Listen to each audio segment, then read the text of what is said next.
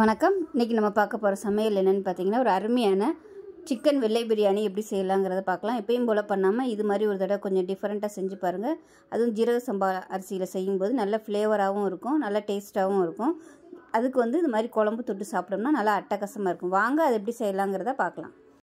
இப்போ ஒரு கடாய் எடுத்துக்கலாம். இதில் பார்த்தீங்கன்னா 150 ml அளவுக்கு தேங்காய் எண்ணெய், கடலை எண்ணெய், நெய் இது 3 கலந்து எடுத்திருக்கேன்.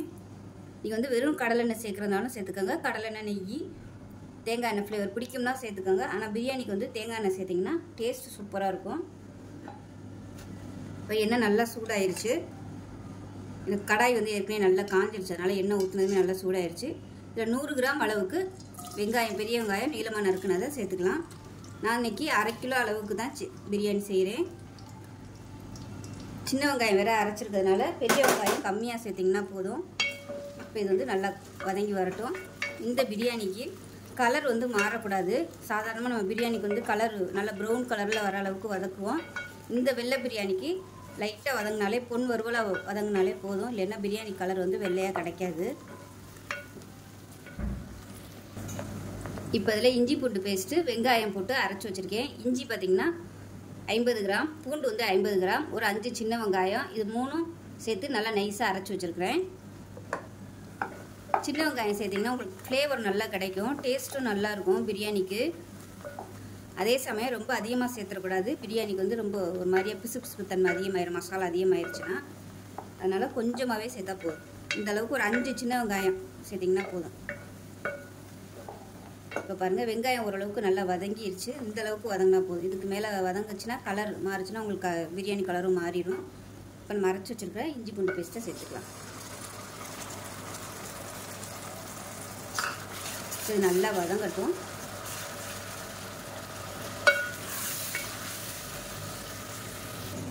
இப்போ இதில் ஒரு 4 பச்சை மிளகாயை கீறிட்டு சேர்த்துக்கலாம். ஒரு 5 பச்சை மிளகா மிக்சியில் போட்டு அரைச்சி வச்சுருக்கேன். அதாவது 1-2 நச்சு வச்ச மாதிரி வச்சுருக்கேன். ரொம்ப நைஸாலாம் அரைக்கக்கூடாது, கலர் மாறிடும். இப்போ இதில் பார்த்தீங்கன்னா ஒரு கைப்பிடி புதினா இலை சேர்த்துக்கலாம். அதே மாதிரி ஒரு கைப்பிடி கொத்தமல்லி இலை சேர்த்துக்கலாம். சேர்த்துட்டு இதையும் வதக்கி விட்டுக்கலாம். நம்ம அரைச்சி வச்சுருக்க இந்த பச்சை மிளகாயும் சேர்த்துக்கலாம். காரம் பச்சை மிளகாய் காரம் தான், மிளகாத்தூள்லாம் சேர்க்க போகிறதில்ல. அதனால் எவ்வளோ காரம் தேவையோ நீங்கள் அதுக்கு தகுந்த மாதிரி பச்சை மிளகாயை சேர்த்துக்கோங்க. இப்போ இது நல்லா வதங்கி எண்ணெய் பிரிஞ்சு வரட்டும். இப்போ இதில் ஒரு 1/4 டேபிள் ஸ்பூன் கரம் மசாலா சேர்த்துக்கலாம். அதாவது பட்டை, கிராம்பு, ஏலக்காய் 3 பொரிச்சது சேர்த்துக்கலாம். இது வீட்டிலே அரைச்சது தான். அதாவது பட்டை ஒரு பங்கு எடுத்திங்கன்னா அதில் பாதி ஏலக்காய், ஏலக்காயில் பாதி கிராம்பு, இந்த அளவில் தான் நான் எடுத்து அரைச்சி வச்சுருக்கிறேன். அதுதான் சேர்த்துருக்கேன். இப்போ இதையும் சேர்த்து நல்லா வதக்கிக்கலாம். இப்போ இந்த ஸ்டேஜில் 50 கிராம் அளவுக்கு தயிர் சேர்த்துக்கலாம். நான் சொல்கிற அளவு எல்லாமே 1/2 கிலோ அளவுக்கு சொல்கிறேன். நீங்கள் 1 கிலோ பண்ணுறதா இருந்தால் இதை அப்படியே டபுளாக எடுத்துக்கோங்க. இப்போ பார்த்திங்கன்னா மசாலா எல்லாமே நல்லா வதங்கி எண்ணெய் பிரிய ஆரம்பிக்குது பாருங்கள். இந்த ஸ்டேஜ் வரைக்கும் நல்லா வதக்கணும்.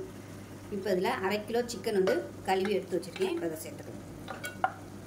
சிக்கன் கழுவையில் வினிகரும் உப்பும் போட்டு நல்லா ஒரு 1/4 மணி நேரம் ஊற வச்சிட்டிங்கன்னா அந்த சிக்கனில் உள்ள அந்த கவுச்சி வாடை வராது. இந்த வெள்ளை பிரியாணி செய்யும்போது மஞ்சத்தூள் போட்டு சிக்கனை கழுவிடக்கூடாது. உங்களுக்கு அந்த வாசனை எல்லாமே போயிடும், சிக்கனோட வாசனை எதுவுமே இருக்காது. இப்போ இந்த சிக்கனை சேர்த்து நல்லா வதக்கிக்கலாம். இப்போ இந்த சிக்கனுக்கு தேவையான உப்பு சேர்த்துக்கலாம். அப்போ தான் இதிலே உப்பு பிடிக்கும். நல்லா சிம்மிலே விட்டுட்டு நல்லா சூடு ஏறுற அளவுக்கு கிளறி விட்டுக்கலாம். இப்போ நான் தம்மில் தான் போட போகிறேன். அதனால் 1 டம்ளருக்கு 1.25 டம்ளர் அளவு தண்ணி எடுத்திருக்கேன். நான் இன்றைக்கி 2 டம்ளர் எடுத்திருக்கேன். இப்போ இதில் நல்லா கொதிக்கிற தண்ணியை சேர்த்துக்கலாம்.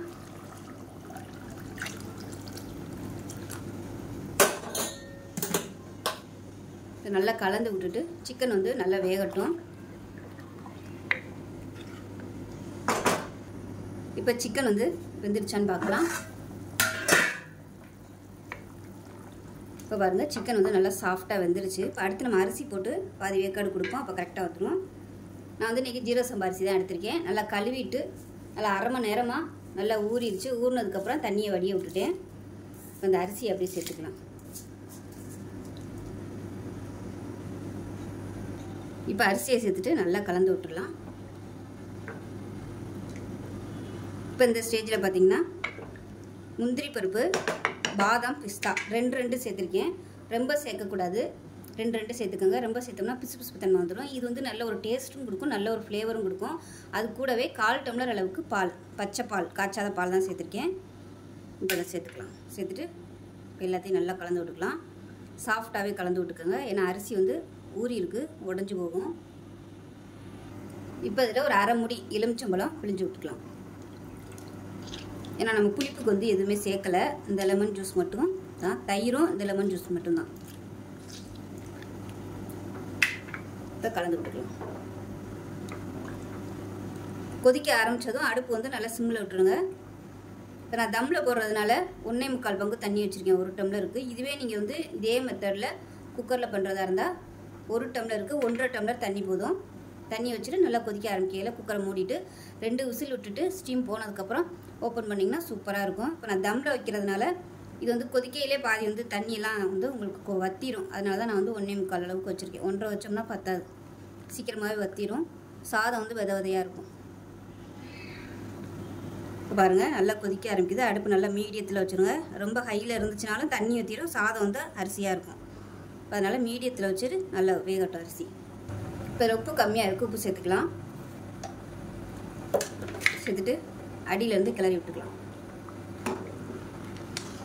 காரம் வந்து உங்களுக்கு தகுந்த மாதிரி சேர்த்துக்கோங்க. இது வந்து காரம் மைல்டாக தான் இருக்குது, காரம் அதிகமாக இல்லை. வேணும்னா நீங்கள் இன்னும் கொஞ்சம் பச்சை மிளகா சேர்த்துக்கலாம்.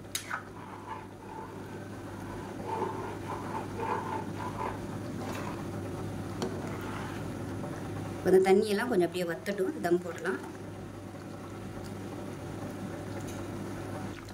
இப்போ பாருங்கள் தண்ணி எல்லாமே நல்லா வத்திடுச்சு ஓரளவுக்கு. இப்போ நல்லா அடியிலேருந்து ஒரு தடவை கிளறி விட்டுக்கோங்க. ஸோ இந்த அளவுக்கு தண்ணி லைட்டாக இருக்கையிலே தம் போட ஆரம்பிச்சிடும். ரொம்ப வந்து தண்ணி வத்துறதுக்கப்புறமா நம்ம தம் போட்டோம்னா அடி பிடிக்கும். அதனால் இந்த அளவுக்கு தண்ணி பசம் இருக்கையிலே தம் போட்டுக்கலாம். இப்போ தான் மூட வச்சிடலாம். கரெக்டான தட்டு போட்டு மூடிடுங்க. இப்போ பார்த்திங்கன்னா இதுக்கு மேலே சுடுதண்ணி வச்சு தம் போட்டாச்சு. நல்ல ஒரு 1/2 மணி நேரம் ஆகட்டும். தம் ஆனதுக்கப்புறம் நல்லா ஸ்டீம்லாம் போனதுக்கப்புறம் பார்க்கலாம். இப்போ பார்த்திங்கன்னா நல்லா ஒரு 20 நிமிஷம் தம் போட்டு அமர்த்தி ஒரு 20 நிமிஷம் ஆயிடுச்சு. இப்போ எப்படி இருக்குன்னு பார்க்கலாம். இப்போ அதை நம்ம பரட்டி விட்டுக்கலாம். பாருங்கள் சூப்பராக வந்துருச்சு, செம்ம வாசனையாக இருக்குது. வீடு ஃபுல்லாக அந்த பிரியாணி வாசனை தான். எப்பயும் ஒரே மாதிரி பிரியாணி பண்ணாமல் இது மாதிரி ஒரு நாள் ஒயிட் பிரியாணியாக செஞ்சு பாருங்கள், சூப்பராக இருக்கும். டேஸ்ட்டும் நல்லா அட்டகாசமாக இருக்கும். கீழேருந்து மேலே வரைக்கும் பரட்டி விட்டுக்கலாம். சாதம் சூப்பராக வந்திருக்குது. இப்போ நமக்கு அருமையான சிக்கன் வெள்ளை பிரியாணி ரெடி ஆயிடுச்சு. இது பார்த்திங்கன்னா வெங்காய பச்சடி, இது கூடவே ஒரு சிம்பிளான சிக்கன் குழம்பு தொட்டு சாப்பிட்றதுக்கு அருமையாக இருக்கும்.